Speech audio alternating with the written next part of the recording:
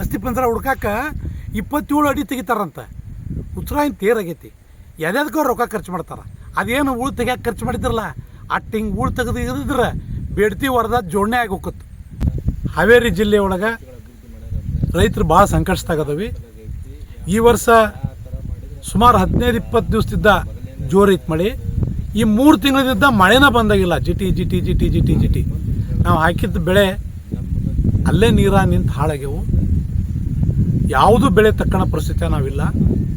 ಹಾಳಾಗೈತಿ ಅಂತೇಳಿ ಈಗ ಒಂದು ತಿಂಗಳದಿಂದನ ಎಲ್ಲ ತಾಲೂಕು ಆಫೀಸ್ನಾಗೂ ನಮಗೆ ಬೆಳೆ ಪರಿಹಾರಕ್ಕೆ ಅರ್ಜಿ ಕೊಟ್ಟವಿ.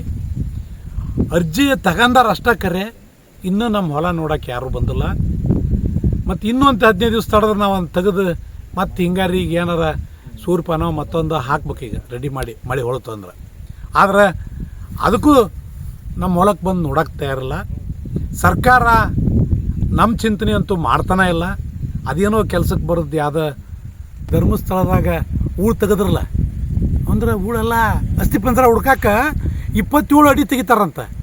ಉತ್ಸರಾಯಿನ ತೇರಾಗೈತಿ. ಯಾವ್ಯಾದಕ್ಕೋ ರೊಕ್ಕ ಖರ್ಚು ಮಾಡ್ತಾರೆ.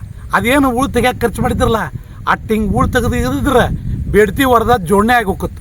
ನಾವೇನು ಬೇಡ್ತಿ ವರದ ನದಿ ಜೋಡಣೆ ಮಾಡಿರಿ, ನಮಗೆ ನೀರಾವರಿ ಕಲ್ಪಿಸ್ರಿ ಅಂತೇಳಿ ಹಾವೇರಿ ಮಂದಿ ಕೂಗಾಕತ್ತೇವಲ್ಲ, ಅದು ಖರ್ಚಿಗೆ ರೊಕ್ಕ ಅದು ಇಟ್ರಾಗ ಹಾಕತ್ತಾನ.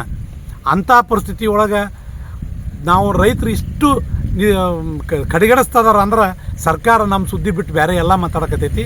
ನಾವು ಸರ್ಕಾರಕ್ಕೆ ಒತ್ತಾಯ ಮಾಡೋದು ಇಷ್ಟ, ಶೀಘ್ರ ನಮ್ಮ ರೈತರ ಹೊಲಗಳನ್ನು ಸರ್ವೆ ಮಾಡಿ ಯಾರಿಗೆ ಹಾಳಾಗೈತಿ ಅವರಿಗೆ ಸುಮಾರು 1 ಎಕರೆಕ್ಕೆ 30,000 ರೂಪಾಯಿ ನಿಗದಿ ಮಾಡಿ ಅಷ್ಟನ್ನು ಇನ್ನು 1 ತಿಂಗಳದೊಳಗೆ ಕೊಟ್ಟರೆ ಆ ದುಡ್ಡು ತಗೊಂಡು ಮುಂದಿನ ಅವನ್ನ ಹೊಲ ಹಸನ ಮಾಡ್ಕೊಂಡು ಸೂರ್ಪಾನೋ ಮತ್ತೊಂದು ಹಿಂಗಾರಿ ಜೋಳ ಹಾಕ್ಯಂತಾನೆ.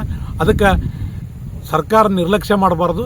ಶೀಘ್ರವೇ ನಮ್ಮೆಲ್ಲ ರೈತರಿಗೆ ಪರಿಹಾರ ಒದಗಿಸುವಂಥ ಕೆಲಸ ಮಾಡಬೇಕು ಅಂತೇಳಿ ಈ ಮೂಲಕ ಒತ್ತಾಯ ಮಾಡ್ತೀನಿ.